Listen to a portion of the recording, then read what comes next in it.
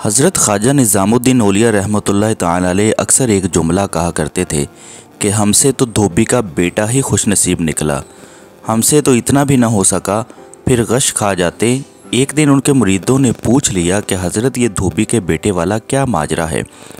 आपने फरमाया एक धोबी के पास महल से कपड़े धुलने आया करते थे और वो मियाँ बीवी कपड़े धोकर प्रेस करके वापस महल पहुँचा दिया करते थे। इनका एक बेटा भी था जो जवान हुआ तो कपड़े धोने में वालिदैन का हाथ बटाने लगा।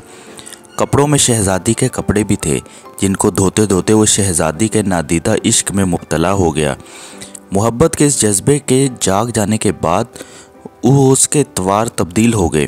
वह शहज़ादी के कपड़े अलग करता, इन्हें खूब अच्छी तरह धोता, इन्हें इस्त्री करने के बाद एक ख़ास निराले अंदाज में तह करके रखता।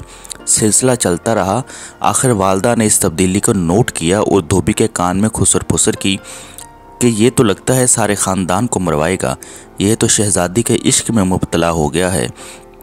वालिद ने बेटे के कपड़े धोने पर पाबंदी लगा दी।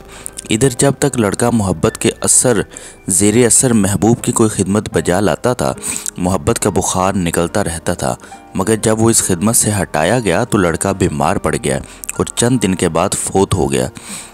इधर कपड़ों की धुलाई और तहबंदी का अंदाज बदला तो शहज़ादी ने धोबन को बुला भेजा और उससे पूछा कि मेरे कपड़े कौन धोता है। धोबन ने जवाब दिया कि शहज़ादी आलिया, मैं धोती हूँ। शहज़ादी ने कहा पहले कौन धोता था? धोबन ने कहा कि मैं ही धोती थी। शहज़ादी ने इससे कहा यह कपड़ा तय करो। इस धोबन से वैसे तय नहीं होता था।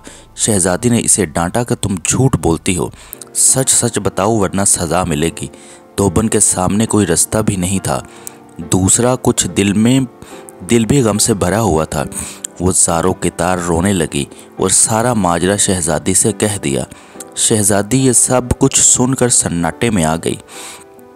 फिर इसने सवारी तैयार करने का हुक्म दिया और शाही बग्घी में सवार होकर फूलों का टोकरा भरकर लाई और मकतूल मोहब्बत की कब्र पर सारे फूल चढ़ा दिए। ज़िंदगी भर इसका ये मामूल रहा कि वो इस धोबी के बच्चे की बरसी पर इसकी कब्र पर फूल चढ़ाने ज़रूर आती। ये बात सुनाने के बाद कहते कि अगर एक इंसान से बिन देखे मोहब्बत हो सकती है तो भला अल्लाह से बिन देखे मोहब्बत क्यों नहीं हो सकती।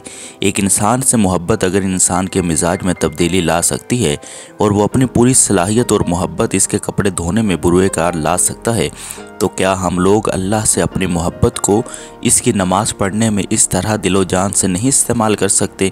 मगर हम बोझ उतारने की कोशिश करते हैं। अगर शहज़ादी मोहब्बत से तहशुदा कपड़ों के अंदाज़ को पहचान सकती है तो क्या रब्बे करीम भी हमारी मोहब्बत से पढ़ी गई नमाज और पीछा छुड़ाने वाली नमाज को समझने से आजिज़ है? हज़रत निज़ामुद्दीन औलिया रहमतुल्लाह ताला अलैह फिर फरमाते, वो धोबी का बच्चा इस वजह से कामयाब है कि उसकी मोहब्बत को कबूल कर लिया गया, जबकि हमारे अंजाम का कोई पता नहीं, कबूल होगी या मुँह पर मार दी जाएगी। अल्लाह जिस तरह ईमान और नमाज रोज़े का मुतालबा करता है, इसी तरह मोहब्बत का तकाजा भी करता है। ये कोई मुस्तहिब नहीं, फ़र्ज़ है, मगर हम गाफिल हैं। फिर फरमाते, अल्लाह की कसम अगर ये नमाज़ें न होती तो अल्लाह से मोहब्बत करने वालों की दिल इसी तरह फट जाते जिस तरह धोबी के बच्चे का दिल फट गया था। ये सारी रात की नमाज ऐसे ही नहीं पढ़ी जाती, कोई जज्बा खड़ा रखता है। फरमाते, ये नुस्खा अल्लाह पाक ने अपने नबी सल्लल्लाहु अलैहि वसल्लम के दिल की हालत देखकर बताया था कि आप नमाज़ पढ़ा कीजिए और रात भर हमारी बातें दोहराते रहा कीजिए, आराम मिलता रहेगा। इसी वजह से नमाज के वक्त आप रहमतुल्लाह ताला अलैह आप फरमाते थे, अरहाना बिहा या बिलाल, ए बिलाल हमारे सीने में ठंड डाल दे अजान देकर। सुबहान अल्लाह। उम्मीद करता हूँ कि आपको ये वीडियो ज़रूर पसंद आई होगी और आप इसे अपने दोस्तों के साथ भी ज़रूर शेयर करेंगे। अल्लाह पाक मेरा और आप सबका हाफ़िज़ नासिर हो। अल्लाह हाफ़िज़।